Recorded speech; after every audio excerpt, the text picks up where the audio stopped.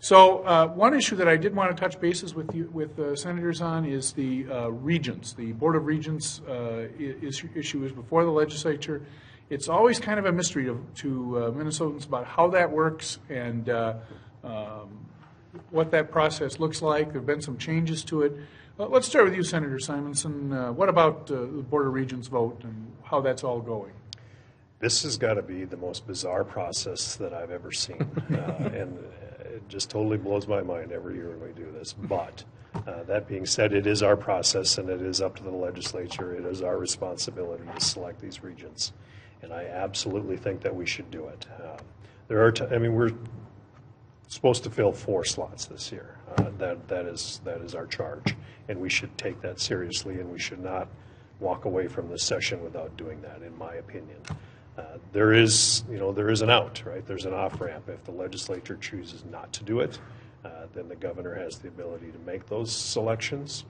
But the caveat to that is if he makes those selections, it's only for 2 years.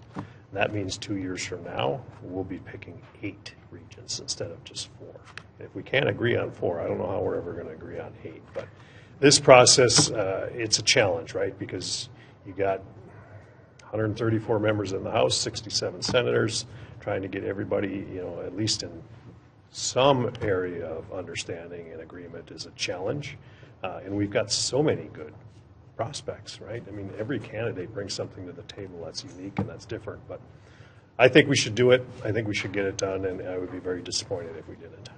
Yeah, the process is rather arcane. Yeah. It starts out with an advisory council that is actually written into statute, and then those recommendations go to the legislature, then higher education combined between the House and the Senate get together, and they make recommendations. Eventually it comes to the floor. My biggest problem here is that there is a small group of members in both the House and the Senate chambers, I believe. I'm not privy to the DFL side of the activity, but I've seen enough to know that there's a small group that are holding back on this because they feel that minority populations are not represented well on the Board of Regents. Well, looking at the current configuration of the Board of Regents, that is not true. Honestly, my biggest complaint, let's just pick let's pick the people that are the most qualified, and I don't care if they happen to be zebras. Let's just get this done, and I absolutely agree with you. I think it would be a disgrace for us to walk away from this session and not do our jobs. Right. I think it's really important that we respect the work of that committee. Those folks put in hours and hours and hours into this process, interviewing all these candidates, going through the deliberations, making the recommendations, and then putting those recommendations out there. And in my opinion, I respect the work that they have done, and I would certainly support the recommendations that they have put forward.